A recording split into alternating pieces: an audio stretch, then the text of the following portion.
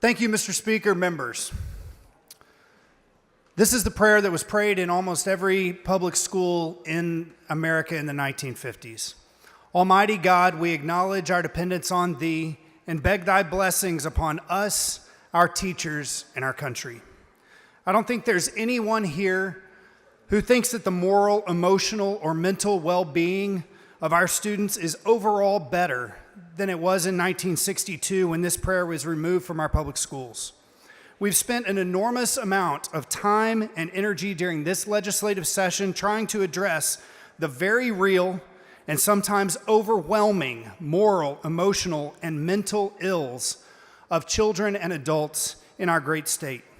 Crime is rampant. Exploitation of children is epidemic.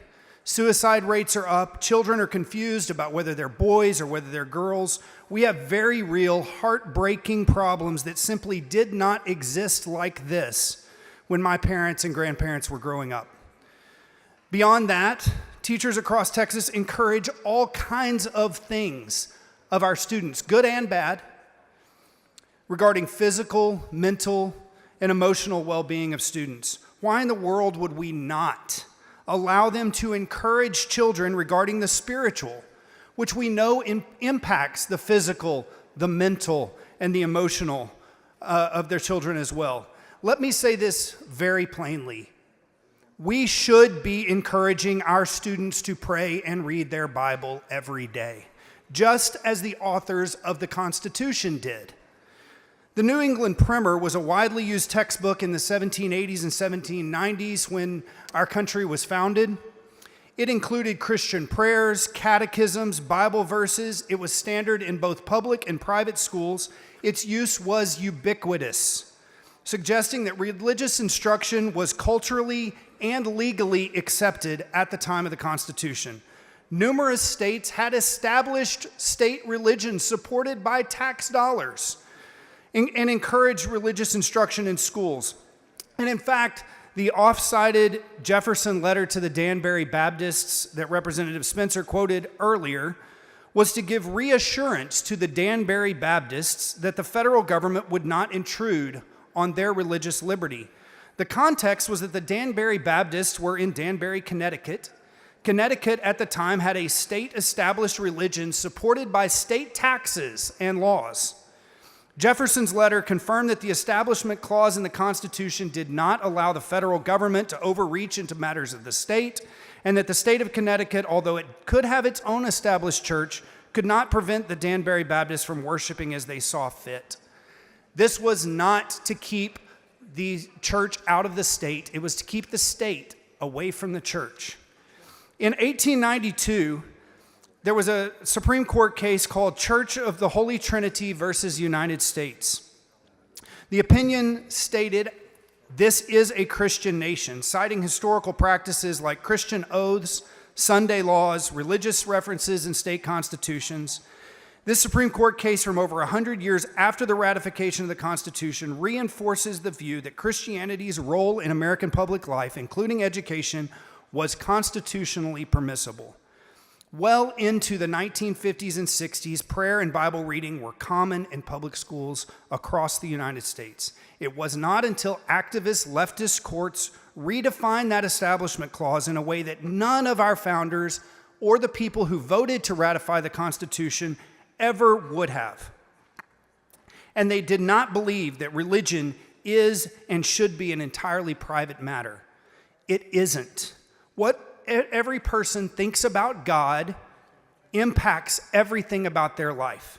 How we see our role in the world and how it fits into eternity matters in how we see ourselves, and it matters in how we see other people and how we treat other people. I would offer to you that our kids in our public schools need prayer, need Bible reading more now than they ever have. And I thank Representative Spiller and Senator Middleton for bringing this bill, and I support it wholeheartedly. Thank you. Mr. Speaker, Ms. Simmons, for what purpose? does the gentleman yield for a question? Will the gentleman yield for questions? I will. The gentleman yields. So you mentioned 1962, right? And I you did. said that students were better off then? I think when you look at the mental, emotional, and physical well-being of our children, it was better then than it is now.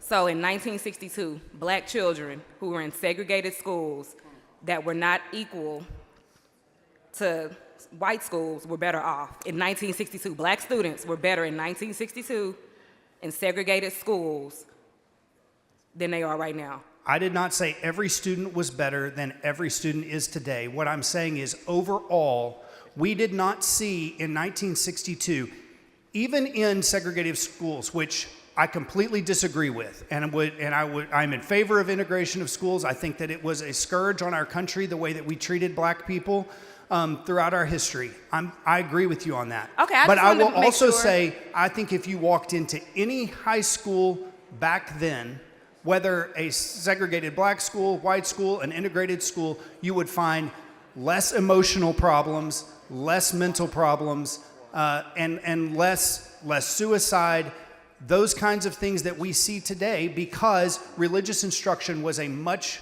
greater part of their everyday life, both at home, at church, and at school.